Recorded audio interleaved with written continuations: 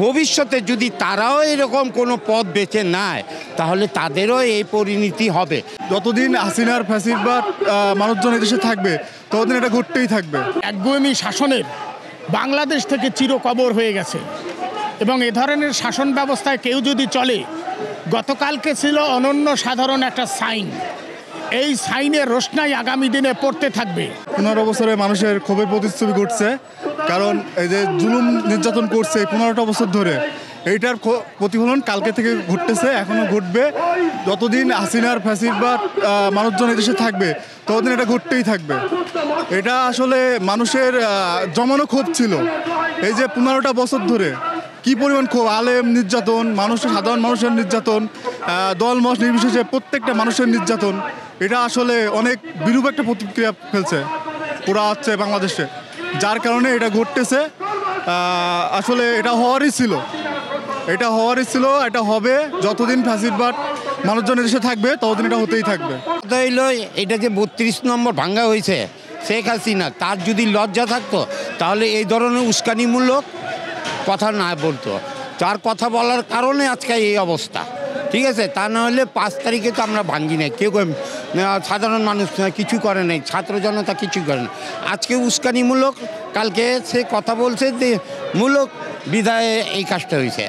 এখন সে যদি আরও উস্কানিমূলক বলে তাহলে তার বাবার যে টুঙ্গিতে যে পূজা ঘর তৈরি করে রাখছে সেটারও অস্তিত্ব থাকবে না। তাকে এখনও সাবধান হয়ে যাওয়া উচিত।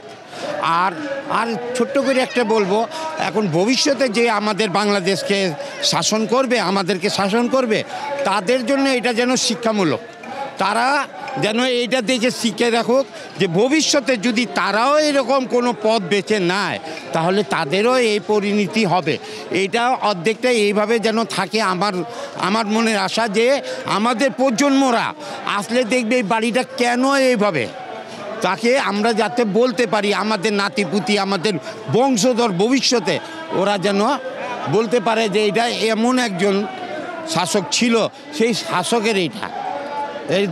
এর থেকে বেশি আর কিছু বলতে চাই না।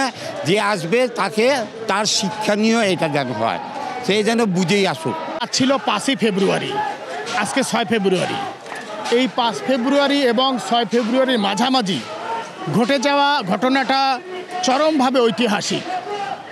কারণ গত রাতে ঘটে গেছে আনুষ্ঠানিকভাবে ফ্যাসিজমের, আমি এটার নাম বলি একগুঁয়েমি শাসনের বাংলাদেশ থেকে চিরকবর হয়ে গেছে এবং এ ধরনের শাসন ব্যবস্থায় কেউ যদি চলে, গতকালকে ছিল অনন্য সাধারণ একটা সাইন, এই সাইনের রোশনাই আগামী দিনে পড়তে থাকবে এবং এ ব্যাপারে আর বেশি সংগঠিত হওয়াও লাগবে না, এমনি ন্যাচারালি এদের শাস্তি হয়ে যাবে।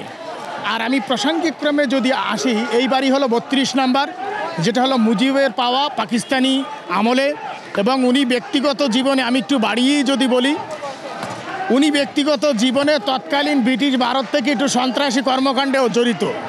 ওনার ফ্যাসিজম ওই ব্রিটিশ পিরিয়ড থেকে পাওয়া এবং তৎকালীন পূর্ব পাকিস্তান আওয়ামী মুসলিম লীগের সবচেয়ে বেনিফিশিয়ারি উনি।